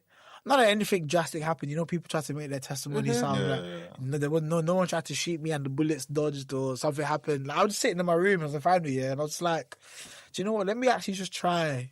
I'm curious. I'm a curious character. So I thought, let me just try and see what happens. So I remember, I told myself, all right, cool, I'm going to, because at that time, someone from RY had been texting me every week since first year, and I'll tell them I'm coming next year. Because I signed up a freshers fair, right? Yeah. Didn't end up going to final year. I knew about GVC because one of my friends from back home went there. They ended up going to final year. I kept saying next week. So obviously when I first every day get my life to Christ, I want to take this seriously, see where it goes. I said, okay, I'll start going to the fellowship, or I'll start going to church more. And the rest was history. I remember 2 or 3 months in after I rededicated my life to Christ, I heard God say clearly to me, they're going to be a pastor. And I remember just feeling I felt snaked. I was just trying to be a better person. Telling me ministry. It wasn't supposed to be this I'm just trying to be a good guy, but trying to live a good life. Do you know what I'm saying? But that's God, man. Do you know what I mean? The rest was history, man. And one thing just led to another. And man. Then I ended up being in the ministry for about 10, 11 years. Yeah. So, I'm quite curious because you've obviously, when you were, I don't know, what situations are, but how dealing with people, did you see a shift? Because obviously you stayed, but different age groups passed through. What was the glaring difference between our age group versus our lovely Gen Z? What was the difference? This is a brilliant question. I think as time, dare I say, things became a lot more performative. Don't use that word. That was the title of one of our episodes recently, wasn't it? Performative, overzealous, over spiritual. Derrick. We fellowship in our days was, we sit down, talk about the Bible. Fire, brimstone. We will do worship now 7 hours. No one is telling us to stay there. We'll stay there in the presence. But also, we might do that, but we also might just go bowling. Oh yeah. Fellowship was just more than. We'll have movie night. We'll have games night. Yeah, fellowship was more than just 24/7. We actually had. We had. Because B and I went to the same uni. He was even my president at some point. Yeah, I remember. And it was the fact that one thing that I feel like we unlocked was balance. Because we were able to balance our education, but then balance the spiritual side, but then also balance the extracurricular side, where it's yes, we have fellowship, but this Wednesday we're not meeting for this. We're going to Star City. Right? And we're going to go bowling. Or we're going to meet at someone's flat. And someone brings jollof, someone brings meat pie, someone brings wings. And let's just eat. So because of that, when it came time to pray, we knew that, okay, it's prayer time. This is not playtime. This is not study time. And because of that, we were also able to cultivate very deep relationships because we had a realistic thing of, we are Christians here, but we have our studies, we have our hobbies, we also have the spiritual side of things. So we had a very well-balanced thing, because I don't think that any of us can say that, oh my gosh, my spiritual life affected my academics or vice versa. Yeah, balance is, do you know what I mean? Balance is important. It struck me that in our time, people ran away from platform and pulpit, but this time people run to it. We all never wanted to. I'm so surprised at how many young people today want to be in ministry, have their ministries. Some pastor said to me one time, "I see you reaching the nations." I said, "I'll see it now." But you know what they want? They want the clout, and the response that comes with it. They want the power. That power is because some of the questions I used to get was it was low key worrying. If not the fact I've watched all my Hollywood films. I remember someone coming up to me after a church service, and there was an altar call, and me, I remember being 14, and went to my auntie's church, and one pastor prayed for me, and in my head I was thinking, this guy's really trying to push me to the floor, like he's like, and I stood my stance, like I'm not going down. And then at one point it's like he stopped pushing and then just caught me by surprise, and it's I had to fall, and I'm like, oh man, so I'm on the floor thinking, do I have to lie down here for 1 minute, because if I get up straight away, it's gonna make him look bad, isn't it? So I was never, so I was never like, so when it came to like even when I first started off like pastoring and praying for people, I didn't like even touch people's heads. Yeah. Like I would put them on the shoulder, I put my hands on the shoulder, hold their hands. I was very much, first of all, I never wanted to be a pastor. I never wanted to be on the pulpit.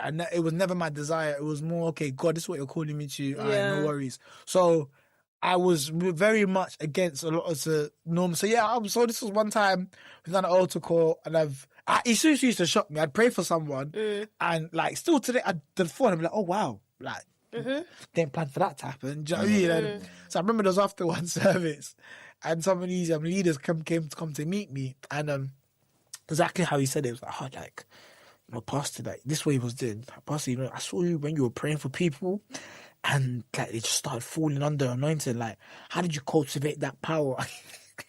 I kid you not, yeah. I was scared. In my head, yeah, I was thinking, all I could do was Excalibur. like some Harry Potter. And what I noticed was that like people, a lot of that generation is just like prophecy, power. That's another. Like, they'll come talk to you. Oh yeah, pray about it. Where is that it? That's what someone said to me one time. Yeah. So even one day for a joke, yeah, somebody came to meet me after church. I was talking to them, and I was like, okay, you know what you do when you go home? Take rice, yes. Just pull the rice in the bowl, like turn it twice. She started writing down notes. I said, no, I'm joking. I'm joking. But like, that's the time that we're in now. Like, they all want to pursue pulpit.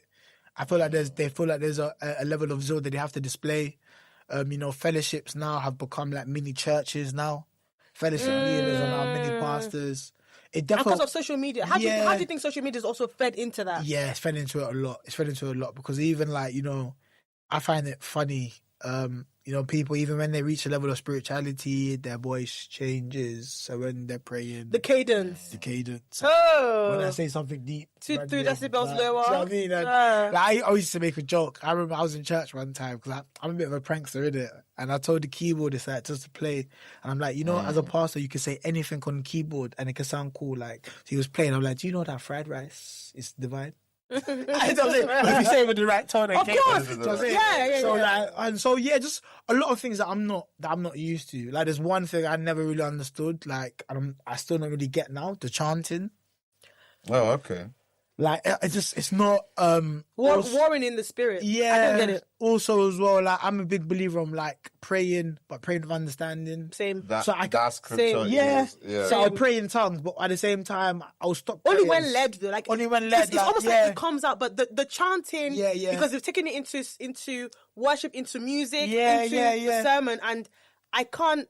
Maybe because it was after my time. Let me be real. In that moment, So I took time to understand the chanting thing because Victoria Renzi, for example, people, like there was a chant she did. Yeah. But I thought that was her thing, you know. I thought she made it up. Viral. There was a chant she did that went like viral. Yeah. The chant itself almost became the song. Yeah. You know, that I had to go back and be like, hold on. And she actually explained where it came from. But I think what happens is that people take the moment, and then they made that the song, and it's it's not going to be the same because she had done it in a moment. Can you sing that chant again, and it can have an impact somewhere else? Yes, same with Gospel Oil. He's like, you know, but some people take the chant and they're like, they make it the thing. And I also think it's like, what's the power behind? It's like lazy sometimes. Also, but like, listen, we've all been there where we're praying in tongues and like, and you're just not even your brain is disconnected to what's coming out of your mouth. So is your heart. It's just autopilot. So like, I'm a big believer in like stopping, taking time, using scripture stuff. So I feel like maybe just a lot of what I consider to be the new Christianity is very different to what I know, maybe what I'm used to. I've never really been a fan of the chanting and stuff. Like, even a lot of the worship music now, like, some of the songs I just don't get it. Like, back in the day, worship music, like, it was... There was, like psalms. You had to learn, like, you had to learn the songs, like, 5 different verses, chorus, bridge, interlude. Like, you had to actually learn. If you were in choir, it was now hard. Today, it's like, oil come down, oil on my altar, fire. And that's it, yeah. But you know, so it's definitely different. I would say like that, I definitely agree with that scripture. Anytime I think about like the because speaking in tongues is like the main. It's thing. important. Now it's important. But there are times where I've been in places they're like, "Welcome to service," and just start blowing. And I'm thinking we can still pray in our understanding, right? It's still a very important part. Yeah. And also there's a difference between like speaking in tongues and praying in tongues, but they're not giving time to. And even the way I was taught to pray till now, because my best friend and I, we pray every day, 5 days a week, right? We always pray with scripture. It's like our thing. Like, if we were going to pray a prayer, we'll say, in your word, Lord, you said blah, blah, blah, blah, blah. And so we're using this. And then we link it to this. Like, so we pray with that. We don't pray, except we having a proper session. Like, we don't even pray in the tongues. But I always get scared that, are they, because they have a lot more exposure. So, for example, before, except you actually actively went to go seek those tips that your parents had, you only had access to the pastors that you were around you, that was around you. But now you live in Leicester or you live in Lagos, but you have access to pastors in America, in England, and so it's you kind of like, okay, so what should I be praying like? What should I pray like? What should I sing like? Because there's cultural influences. Exactly, it's like 100%. there's a lot of confusion as to what's the right thing, and I feel like a lot of them are just just in the wind, and even the power. Guys, I saw a video of a guy. He was like you, because we're all president at some point. So imagine like you're walking and somebody's carrying your bag. Or at like a fellowship. As a campus fellowship. And someone was carrying his bag, and the other person was carrying his Bible. His age mates. That's too much. Do you see what I'm saying? And because of that, people are now, people are they're now cooking for you as pastor. It's a thing. It's worse now. I'm not a fan. They're cooking for you now. Like, let's go and take pastor off. He's been praying and interceding for 3 days. Let's take food for him. And you're like 19. I would think that I thought we were going to struggle more to get younger people in Christ. Because of all the things we saw that made a lot of people leave the church. So I was always thinking that, the next generation is cooked. Like, I thought the next generation will really going to struggle to get people into church. They're plugged in there. But they're in there. But my thing is that I'm very surprised that they took on a lot of like the unhealthy habits on their relationship too. And I understand we have to honor the man of God. We have to respect their office and their anointing. But there are still some things that people do or how they speak about that I'm like, this reminds me of all the things that we said was wrong. Like the mindset that people wanted to leave, that made people leave church. Because now it's them. They're on the receiving end of it. And it's actually good. Free food. Someone's carrying my bag. Like, faith is dead. Like, I can pray 24 hours a day, but I can't not train and prepare myself for a fight. That's right. You know what I'm saying? But like, people now use, praying in the spirit and praying for unlimited hours as almost like a shortcut to doing the work when it comes to the academics or but where's your discipline? Stuff. Do you get what I'm saying? So it's very different in the sense of, like, I feel like to a certain extent we've kind of overcomplicated Christianity a bit. That I agree. Like, we've overcomplicated it, but it's just a very different time, and I saw that how things changed over time, and I saw like where things started changing and stuff. And also I just feel that unfortunately there's not enough examples of men and women of God in the church that that I just come across as normal people. You know what I mean? Like, I never enjoyed pedestal. Like, for instance, like, I would laugh. I was 7-8 years in, people are saying pastor, and I'm giggling. Like, why are you giggling? I'm like, when I hear pastors, like, ugh. It's like you also need a chance to see their personality. Like, to some people, like, I'm like, so you're funny. Yeah. You know what I mean? Because like outside of that, it's like, oh my gosh, like you're a key. I could chat with you. Like it's not just because there's a level of I think it also might be cultural because church I attend, you know, now like they don't. It's different. There's a reverence and an aura around certain people where it's like you don't get close enough to see that person's personality. So it also might be cultural as well. But I'm the opposite. Like the caveat was, I remember there were some older pastors in my previous ministry that they didn't like the fact that I let people call me Derrick.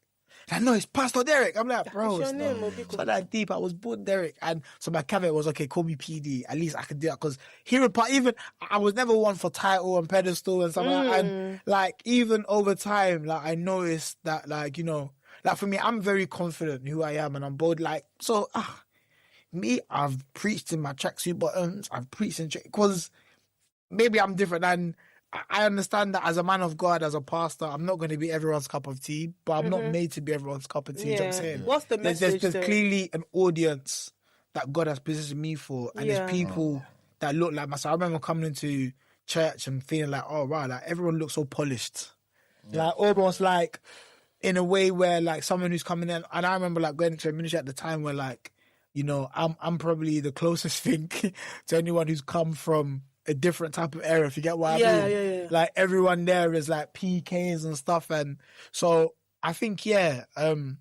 things are different. One thing I do like is the enthusiasm and the passion. I think is like there's a great level of zeal. I just think at times the zeal needs to be channeled in the right properly. Okay, so the last one is because if I put on my cultural traditional Nigerian hat on. When are you opening your church? Never. Because that's what we think a pastor should do. You would have start your own ministry. You know, it's funny. Your own ministries. I if there's one thing that like me and God have spoke is about, is that I'm not. I don't think I'm not a branch church pastor. I'm a support pastor. Fair. And it's important to be honest about that. You know what I'm saying? I'm not the skull. I'm the spine. Like I can be your backbone, but I support all the other stuff. Do you know what I'm saying? So like, you're more operational as opposed to being the because that is a lot in itself. 100%. And it's funny because like even since I stepped down from obviously the ministry that I was at, that we were at one point, and it's been like, so when are you starting? I'm like, no. No, you didn't step down for that. No, that's not part of the plan. Like even me, I'm telling God, like give me a break, bro, because I've literally from final year up until now, I'm talking 10, 11 years, I've been involved in leadership. Like, it's a lot. It's like, a long time. You know what I'm saying? So, but yeah, like, even the desire to have my own ministry, and it's not there, and it will never will be, unless God convicted me himself. That's how it should be. I was still crying, drag my feet. Some people say, I have authority, let me go start. Like, some people just do it just because as well. So it's actually funny you said that because I tell people, like, I know I have a calling. Yeah. But me and God we have an agreement. Yeah. He cannot ask me to pastor a church. Yeah, no. Like that's the only thing. Same to you. I can support. I can break behind the scenes. I can't even. You know, I do believe that part of my calling is like young people, 100%, teenagers, 100%, like all great. Yeah. But I am not going to pastor. No, I can't like, even run a church. Even if it's a branch of a big church, I am not pastoring. I've even been very specific in my prayer because someone used to say, I always say, I don't want to marry a pastor. And so people always say, that's because you're going to be the pastor. So I've changed it. I'm like, no. Neither of us. We will support. We will be the, we will help with the admin. We'll do whatever. I am not. No, I can't do it. It's got to the point people will mention, like, you should pray about your own ministry. I said, I rebuke you. Like that, you're not aligned with what me and God had a discussion about. You're talking something else. I'm not. Like I said, who knows? Years from now, God might come and tell me otherwise, and I'll still cry about it because I'm it's not my desire. Yeah. But at least you know that God, please, you're dragging me by the ankles. But today it's the opposite, man. Everybody wants to do ministry now. I don't get it. I don't understand. Even with the way your life is and all your responsibilities, you still want to carry ministry. I can't. Honestly, I don't know how people are doing it. But it's time consuming, man. I've been woken up out of my sleep at silly hours. I've sat on the phone for hours. Where it's like after 3 hours, I don't even understand what's going on. Like, do you know what I mean? You're just there to, it as well. Amen. Do you know what I'm saying? I've been on my way home and had to like do U-turns. So, do you know what I mean? Like, and I can't do it. It's a lot. Like, I remember like, I'd be like the last one I'll lock the church. Like it's like 11:30 and I'm still out. And do you know what I mean? So there's a lot that people don't see. People don't see when, and it's funny because I work at the university, the overlap, like I would get people that would just roll up to my office. I've got work to do, but they're there, like, you know, speaking about some issues they're going through and stuff. And like, as a pastor as well, like you always have to be available. Do you know what I'm saying? Which is, like I said, it's an honour, but it's not one, for the people that are doing it properly, it's not light. So I think pastoring is more than just like... It's more than just the aesthetics. Yeah, man. I feel like a lot of the pastoring I've done in the last how many years, it's been behind the scenes, the things that people don't say. And it's funny because like when I moved on from the ministry, there was people coming out like, yeah, remember when you did, and I was like reminding me of maybe things I said to them, things I didn't. I was like, I don't even remember half the stuff. I don't even remember that you came through the city. But like, because at the time it's like you're doing it just because. Yeah, you know what I'm saying? It's not like a total and tally, is that what they call it? But it's not an ego thing. It's more like you're serving. Yeah, things have changed, and like, and to be honest, like there will be there's always going to be someone that doesn't maybe agree with our line of thought. Do you know what I'm saying? In that regards. No. So yeah, we know. They've told us. Yeah, they told you it's not. Check our comments. Yeah, they like what? They like me. When it comes to the church stuff, they like me. It's you that they always have to have bias balance. They like some. What are they saying in the comments? No, because Van has gotten. No, because my thing has always been. Oh God, look at the time. My thing has always been like when it comes to church, like I always ask like.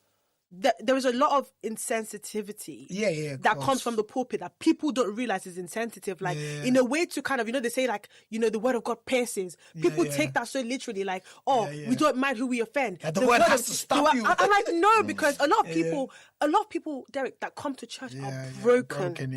You don't know how much your words impacts them. And that was their last stop. A lot of people, they were like, if I don't find what I'm looking for here, that's it. I'm done. And you don't know when the day you decide to be harsh and insensitive, you don't know who the recipient is going to be. Some people tell you, what you said, it felt like a hug because no one had talked about the love of God like that. Because a lot of people talk about the love of God like God chastises, but He loves, He cuddles, He feeds you, He clothes you, He gives you reassurance, that side of God is also all right to be preached. And I feel like when, people say, oh my God, I can't believe that, I was in church and this person said that to me, that person said that to me. I'm like, because there's a lot of insensitivity. And those are the kind of things I speak about where it's like, look, you can't come online as a man who holds an office so big with a following so large and be reckless with your words. 100%. It doesn't mean that what you're saying is not valid, but your delivery is so... You have to be very, very careful. Even as a parent, you have young children. There's a way that you want to tell Malachi or Josiah, don't do that. But at the same time, you know that you may have passed your message across, but how they receive it is going to impact what they do with that information. The whole do things with love is being misconstrued. Because how we define love is all different. Some people say it's tough love. I tell you because I love you. I tell you that you shouldn't do that because I love you. But then... Where's the hug? But then love needs to... Okay, for it to be love, the person who's the receiver has to feel define it as love. It's just their version of love. If that version of tough love is good for them, then great. If that isn't, then you can't say because that's how you display your love. Like that's why you have love languages, in it. Exactly. I just think like there's a lot of things when it comes to Christianity that's just been misconstrued, and I don't know. I'm a big believer of like God. When you come down, set everything straight, set everyone straight. Yep. Okay, guys. Hello. Like, this is what I want. Yeah, honestly. Sometimes I'm like, you can. I keep saying we're in overtime because if God this weekend and said, everyone. Attention, listen to me. This is what I want. You guys realize you've been doing it wrong the whole time because half the stuff you're doing, he's like, please, I didn't send you that. I didn't ask you to go do that. Like ministry is different today. It's different. Yeah. Well, we thank God for grace. Yeah. Well, we passed time, so if you know, How you can want- how can we how can find people you? find you? When is the next fight? When is How the can title people- How fight? can people find me? Well, I'm Derrick Osaze on everything, or Delbert Osaze. I'm not great with social media. I'm trying to be better. I feel like if I didn't have my boxing career, I wouldn't be on socials. But Instagram, we're definitely Facebook. that. I've got a TikTok account, but I don't really post on it. I'm still learning how to use that. But yeah, you can find me on LinkedIn. Oh yeah. Or whatnot. But yeah, in terms of the next fight, hopefully September, October, we'll see. But yeah, man. Are you taking us to London or are we going somewhere else? You know what? It's funny. I grew up in London, but I don't like. You don't like fighting anymore? I don't particularly like London. Oh, okay. Like, I don't mind it. Look, I don't mind it. I feel like yeah. a lot of people who grew up in London have that mentality. Yeah, If you've yeah. lived there, you're like, ugh. Yeah. But hopefully next one, I'm looking at abroad again. Yeah? Which will be quite nice. So I boxed abroad in Bulgaria a few years ago and I loved it. Yeah. It just you kind of remove a lot of the, Internal pressure. not even internal pressure, just the headache and annoyance of like, the UK, when it comes to like the media and stuff there. Oh, like, okay. Yeah. Not calmer. It's a lot calmer. It's almost like you can just focus on what happens in the ring. Yeah. I think here in the UK there's a lot of razzmatazz and stuff, and do you know what I mean? Not the razzmatazz. Stuff I'm just not really interested in as much. Yeah. So yeah. That's me. No. Thank you so Derrick, much. No, thanks for having PD. me. Thanks for having me. Yeah, It was- PD's alright. But Derrick is fine. I was Derrick. It was an Derrick is cool. absolute pleasure. It's nice to also catch up Yeah. and see where you're at. Yeah. You know, it's because obviously we go to uni together and 10, 12, yeah, we're old. 12 years later, you're like, I know, innit? like, But wow, we're like Asian- this is but where we're- we're at. You know? We're Asian like fine wine, like I say. I mean, like Man. millennials were doing a good job. Like, No, guys, you know come that. on, we look decent. We're trying. Yeah. All right, Oh, so thanks for having me though, man. I appreciate Yeah? it. It's really cool. yeah, Thank you for thank coming you. on. I enjoyed the conversation. It was very nice, very insightful. Sweet. So yeah, guys, see, we brought you a lovely guest. So you know my usual spiel. Please don't forget to follow us, subscribe, like, share, comment. Send him all like oh my God, this was amazing. Oh, I love it. So You send come him at me in the comments. I'm coming back. No, I'm joking. He can fight. He can No, box. oh, yeah, Don't do it. Don't Actually, perpetuate you the can. stereotype. He can fight. Yes, Okay. Spiritually and physically. Okay. Only when I get paid to do so. And you can't afford him. What's that thing they say online? Start a rumor. He's fighting Jake Paul next.